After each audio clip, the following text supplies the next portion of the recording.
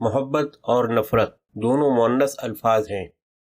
محبت کا مطلب پسندیدگی، پیار اور عشق، اور نفرت کا مطلب کراہت، بیزاری اور ناپسندیدگی ہے۔ آدمی محبت بھی کرتا ہے اور نفرت بھی، لیکن نفرت زیادہ کرتا ہے اور محبت کم، اس لیے کہ محبت کرنے کے لیے ظرف چاہیے جو بہت کم لوگوں میں ہوتا ہے۔ آدمی جن سے محبت کرتا ہے ان کے مخالفوں اور دشمنوں سے نفرت بھی کرتا ہے۔ انسانی تاریخ محبتوں سے زیادہ نفرتوں سے بھری ہوئی ہے۔ سارے خون خرابے، ظلم و تشدد اور دل دہلا دینے والے واقعات گہری ترین نفرتوں کے باعث ہی انجام پذیر ہوئے۔ جوش صاحب فرماتے ہیں، وہی سلسلہ جام و صبو جاری ہے، وہی مشغلہ ہاؤ ہو جاری ہے۔ سارے ادیان و مذاہب محبت کے داعی ہیں، چاہے الہامی ہوں یا دنیاوی۔ ان میں صرف یہودیت ہے جو اپنی ازلی نافرمانی کے باعث اب نفرتوں پر استوار ہے۔ اتنی نافرمانیاں کہ اللہ نے بھی قرآن کریم میں گن گن کر ان کی نافرمانیوں کا ذکر کیا ہے۔ حضرت اسحاق علیہ السلام کی والدہ محترمہ حضرت سارہ سے محبت اور حضرت اسماعیل علیہ السلام کی والدہ محترمہ حضرت ہاجرہ سے نفرت اور بعد از اسلام دشمنی نے یہودیوں کو جانور بنا دیا ہے۔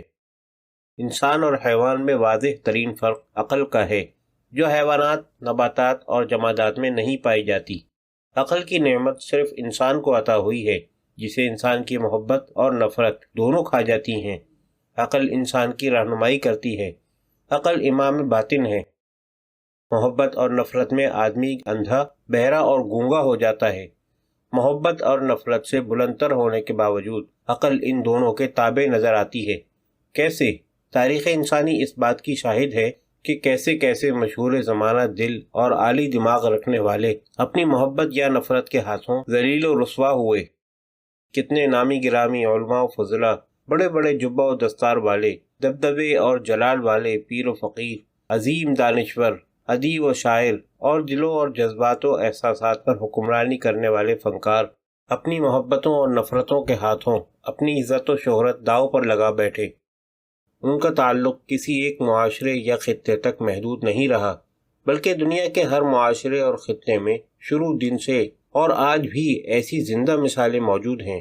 مطلب غالب نے اس صورتحال کو بڑی خوبصورتی سے واضح کیا ہے۔ جانتا ہوں ثواب طاعت و زہد، پر طبیعت ادھر نہیں آتی۔ طبیعت کیوں ادھر نہیں آتی؟ اس لیے کہ عقل کے ساتھ ساتھ اللہ تعالیٰ نے طبیعت کو بھی آزاد رکھا ہے۔ ہر چیز پر قادر و مطلق ہونے کے باوجود اللہ نے دین میں کوئی جبر نہیں رکھا۔ تمہارے لیے تمہارا دین اور ہمارے لیے ہمارا دین، یہ اللہ نے کسی مجبوری کے تحت نہیں کہا۔ یہی نقطہ اگر آدمی کی سمجھ میں آ جائے تو وہ بھٹکنا چھوڑ دے۔ نفرت اور محبت کے ماخذ کیا ہوتے ہیں؟ ان دونوں کے ماخذ یکساں اور بیک وقت ذکر کرنے کا مقصد یہ ہے کہ دونوں اپنی کیفیات، لوازمات اور احکامات کے حوالے سے ملتے جلتے نتائج کے حامل ہوتے ہیں۔ دونوں حیران کن طاقتیں اور قوتیں اپنے جلوں میں سمائے رکھتے ہیں۔ دونوں عقل کو کھا جاتے ہیں، کسی کے لیے رعایت اور لحاظ نہیں کرتے اور کسی کو خاطر میں نہیں لاتے۔ ان کے ماخذ آدمی کی پرورش، تربیت اور ماحول کے علاوہ عقائد، رنگ و نسل اور زمین کے خمیر اور لگاؤ میں پوشیدہ ہوتے ہیں۔ یہی ماخذ لوگوں کے درمیان آپس کی محبتوں اور نفرتوں کو پروان چڑھاتے ہیں۔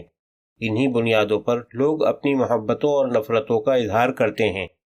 محبتیں اور نفرتیں صرف انفرادی سطح تک ہی محدود نہیں رہتیں، یہ افراد سے پھیل کر خاندانوں، محلوں، گلیوں، بازاروں اور معاشروں سے ہوتے ہوئے ملکوں اور قوموں میں بھی پھیل جاتی ہیں۔ جس طرح جھگڑالو لوگوں میں بے چینی اور مایوسی جڑ پکڑتی ہے، بالکل اسی طرح یہ قوموں اور ملکوں کے اندر بھی بد اعتمادیاں پھیلا کر باہمی جنگ و جدل کی وجوہات فراہم کرتی ہیں۔ یہاں سوال پیدا ہوتا ہے، مسلمان کے اندر محبت اور نفرت کی بنیاد کیا ہے؟ مسلمان کے اندر محبت اور نفرت کی بنیاد احکام الہی ہے۔